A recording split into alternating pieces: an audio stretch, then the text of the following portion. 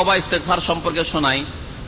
আল্লাহ রাব্বুল আলামিন ইরশাদ করেছেন এই হাদিসে, ইয়া ইবাদি, হে আমার বান্দারা শোনো, ইন্নাকুম তুখতিউনা বিল লাইলি ওয়ান নাহার, তোমরা রাত্রেও ভুল করো আর দিনেও ভুল করো, সবসময় ভুল করতে থাকো। ওয়া আনা আগফিরুয যুনুবা জামিআ, আমি সমস্ত গুনাহ মাফ করি।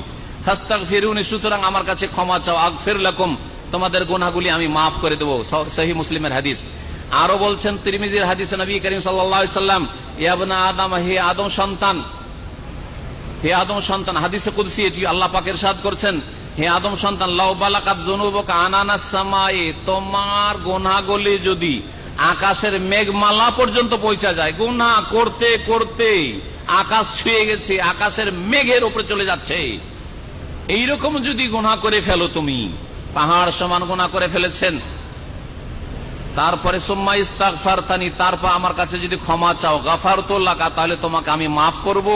ওয়ালা উবালি, আমি কোনো পরোয়া করি না, কে কি বলবে আমার কোনো ভয় নেই, কেউ আমাকে জিজ্ঞাসা করবে, আমাকে জবাবদেহি করতে হবে কারো সামনে, এই আমার চিন্তা নেই। এটা তো মানুষের চিন্তা থাকে যে একটা কিছু সিদ্ধান্ত নিতে গেলে আমাকে অনেকের কাছে শোকজ করতে হবে, জবাবদিহি করতে হবে।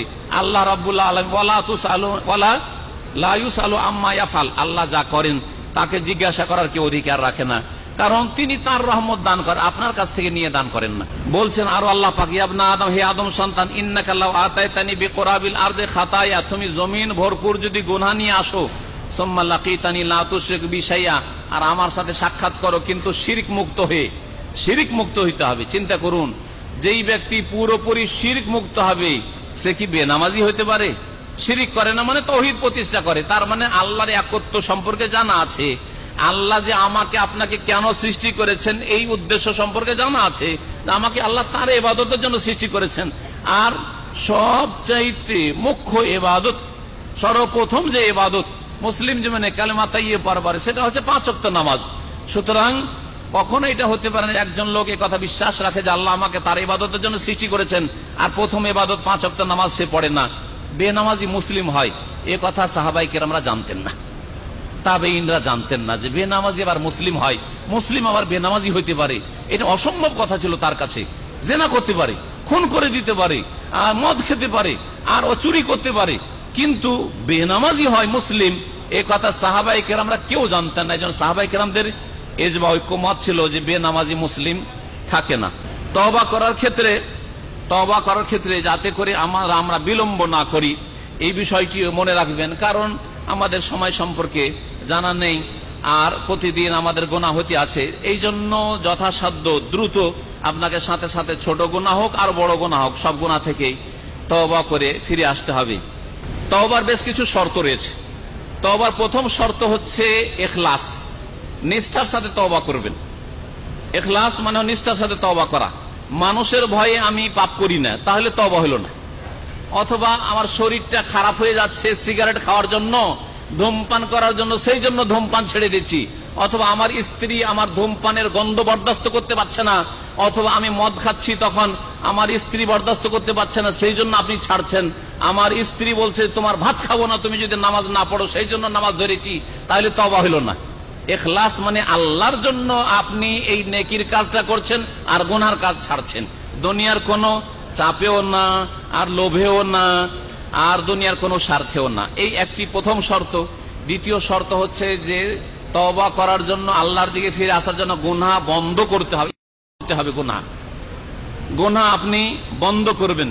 তৃতীয় শর্ত হচ্ছে যে আপনি গুনাহর ওপর অনুতপ্ত হবেন, লজ্জিত হবেন, অঙ্গীকার করবেন যে আল্লাহ আমি ভুল করেছি, আমি আর এইরকম ভুল করব না, আমি লজ্জিত।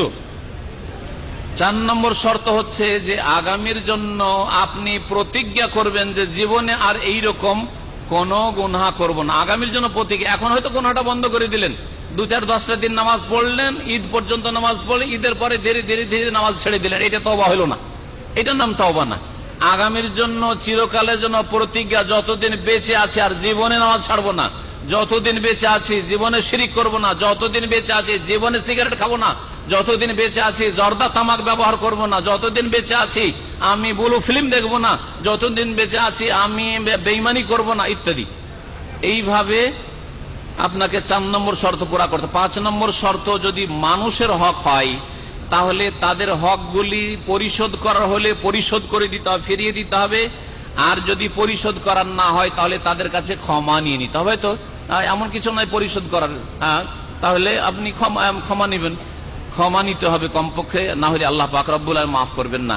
আর একটি শর্ত যেটার দিকে হাদিসে ইঙ্গিত এসছে সেটা হচ্ছে যতদিন পর্যন্ত তওবা কবুল হওয়ার মেয়াদ রয়েছে। আপনার মত চলে আসলে তওবা কবুল হবে না, পশ্চিম দিক থেকে সূর্য উঠে গেলে তওবা কবুল হবে না।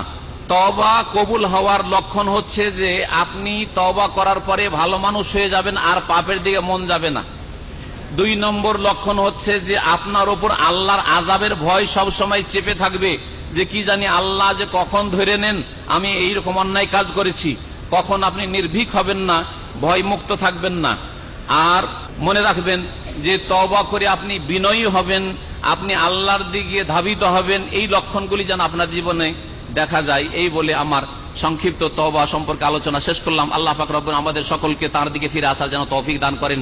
তওবা করে আল্লাহ রাব্বুল আলামিন তার দরবারে ফিরে আসার তৌফিক দান করেন।